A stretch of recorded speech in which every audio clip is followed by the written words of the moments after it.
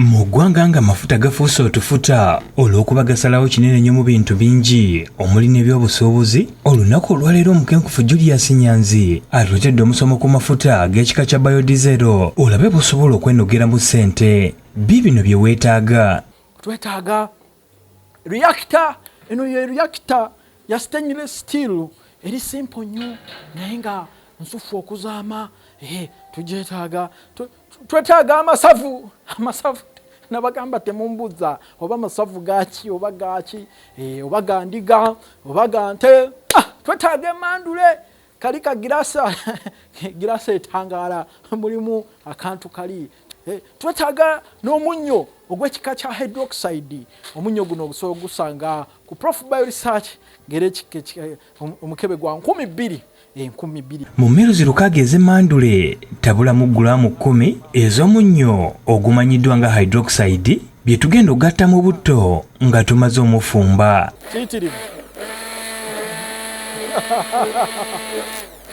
Tuli mu kuyiga kola diesel. Hydroxide ono omugaso gwe it is an absorbent, agenda kusikamu amazzi agasigala mu mandule amafuta gatukoze galeme kubwatuka. Amanyi amafuta tegakolagana na mazzi. Kati gwe mugaso gwa hydroxide. Tukozesa munnyo guno gufumba waka abebukoma nsimbi namwe abebuloba. Mulina embeera egyo mwetumikiriza mujja genda mufuna omunnyo gufumbe waka.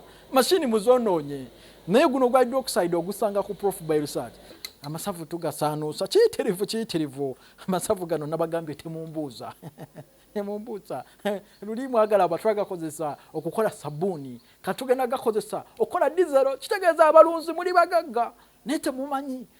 Kati nga tumala nga tukwata reactor yaffe nga tugiteeka ngenda kozesa gaasi.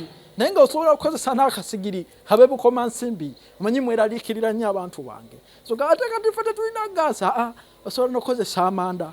Obikkako kubanga kuno kuliko geegi. Naye kupimira nti temperature weewera 10. Ng'obijjako kati kanjira mbibiseeko. Bibiseeko bulungi nnyo. Ekiddako kumikisinga. Kumikisinga. Yarabi. Tirivu. Yarabi. Laba diesel. Laba diesel. Glycerin abakyala gwe beesiga yo yakoze ekyevu. Glycerin bamukola bwe bati ow'obutonde. Biodiesel onagirako ekirungo kye glycerin abakyala gwe beesiga tubyawula bwe tuti nga biwoze. Ekiddako obireka ne bikuulinga down. Kati bwe bimala okuulinga down n'obiteeka mu separator. Jukira separator eno ne reactor n'omunnyo byonna kugamba tubikuweerako. Bw'ojja waffe n'ogula ekyuma ekya reactor tubikuweerako n'omusomo ne guba gwa bwereere. Naye kati osenamu kati eno reactor ya sampolo naye eri eba nnene eritanga 2. Kati osena ng'oyiwa mu separator y'omwoyiwa oyiwa mu separator ng'obireka nga bisulawo ekiro kiramba. Diesel adda waggulu, glycerin nadda wansi. Hitandise okweyawula. Hitangejja busengejja. Nosooka ojjako kubanga glycerin aba atukula. Osikamu wano bwoti nakiyaffe eya stopper. Nogenda kati eno kino kyanjijjako ya glycerin. Eno gwanjijjako ya glycerin.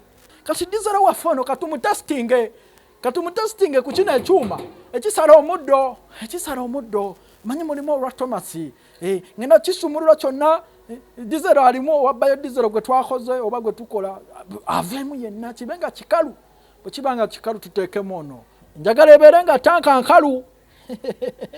Oba effeeffe kubanga tanka bwe sigala nga nkalu esika omukka esika empewo. Kati kanteeke muno sobola okuyiwamu amafuta gaffe ebintu gayiwamu. Jukira tanka nkalu.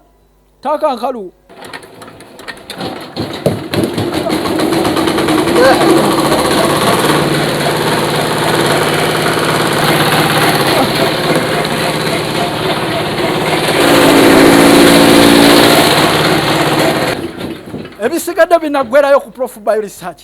Tukwatagana olwokuna olujja kiwedde.